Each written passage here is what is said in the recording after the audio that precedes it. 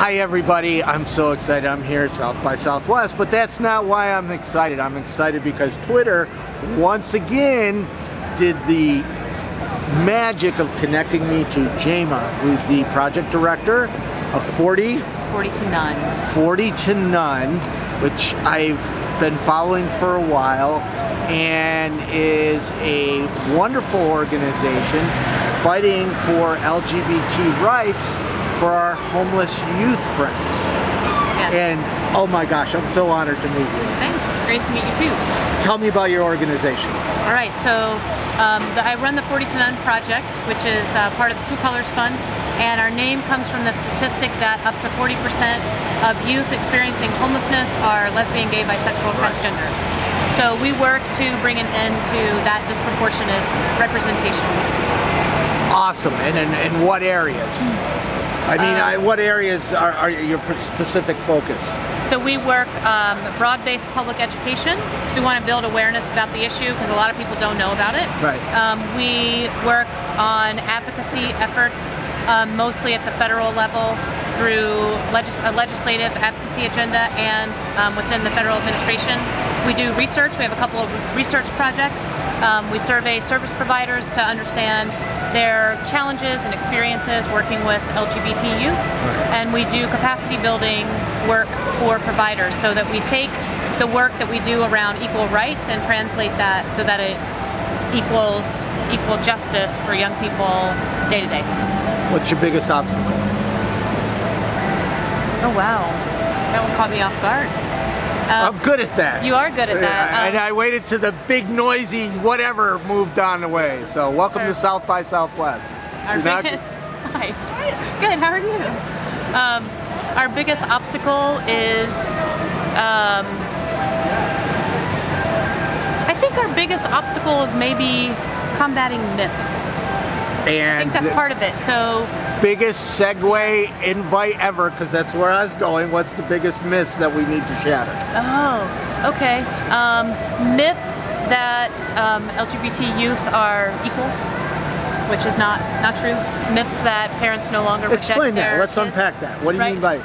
So what I mean by that is that there's a myth that because there's been success in the movement for marriage equality, for example, that everything is fine. Everything's fine, right?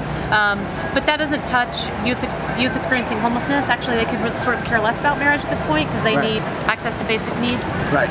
They're still surviving. That fight doesn't translate to everyone, and those wins don't necessarily equal more accepting families or systems that our young people interact with. One of the biggest issues, from my understanding, correct me if I'm wrong, is families kicking the kid out. Yeah. So that is the most frequently cited reason for their homelessness is identity-based family rejection. Identity-based family rejection. Yeah. That, I mean, Yes, exactly. And there are certainly, I mean, I would also want to mention that we also, for young people that are already involved in systems like juvenile justice or child welfare, that there are also systems that aren't necessarily responsive to their needs, that they feel they get pushed out of, and that we can't separate a conversation about poverty from homelessness pretty much ever, right? Access to resources and funds. Right. So that definitely plays a role in it, but the piece about being rejected based solely on your identity is super important and unique factor for LGBT youth. Okay, so we've established one of the biggest myths. We've established that they are different, and so they need different solutions and services. Yeah. What are they? So, one, there's a specific pathway to prevention if we know that one of the primary reasons for their homelessness is rejection.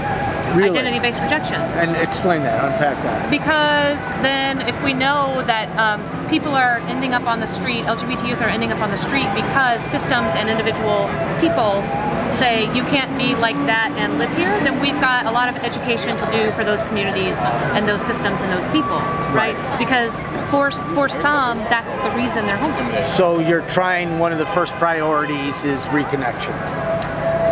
We're trying, one of the first priorities for us, I think, is prevention, which is around education. Totally get it. And then connection, I think, we think connection is important, but we think about reconnection to the family if it's safe, and then reconnection to community and family networks. So who a young person thinks and identifies as family, not necessarily mom and dad, because that might not be, right? I get it.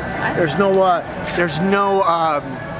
Leave It to Beaver anymore. You know, that the ideal family that we all grew up with on TV. Yeah. To me, the community was Alcoholics Anonymous that helped me get off the streets. Yeah. You know, so and for some people, you know, for some LGBT young people, it may also be Alcoholics Anonymous. For some, it may be the house and ballroom scene. For some, it may be school. For some, it may be church. We have to ask them what those systems or people or places are. I fully understand it. Yeah. I try to keep these short. I could talk to you all day. I know you got to do too. Gosh, you have a wonderful smile. So, how can people watching, both straight allies, the LGBT community, how can they help you help our kids? Okay. Well, they can get involved, and one really clear way to start getting involved is to join our 40 to None network. It's 40tonone.org/network, because the network is connecting people across sectors, across the country, that are interested in and invested in this issue. Right. So that's a first step, number one. Number two, I would say get involved in your local community. Find out who's doing what at home on the ground and support them. Very cool, very cool. Yep. Thank you very much for talking to me. Please, this is an important issue. Support tomorrow's future. It's the kids on the streets today. We got to get them off the streets. Thank you. Thank you. Awesome. Thank you. That was great. It was so